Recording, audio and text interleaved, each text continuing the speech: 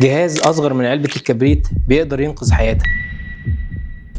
كنت بتابع مريضة عمرها 65 سنة، بقالها شهور بتحس بدوخة وفقدان وعي مفاجئ، وكل الفحوصات طلعت سليمة إلا رسم القلب اللي كشف إن ضربات قلبها ساعات بتنزل لحد 30 ضربة في الدقيقة، وده خطر جدا لأن في لحظة واحدة ممكن القلب يقف خالص.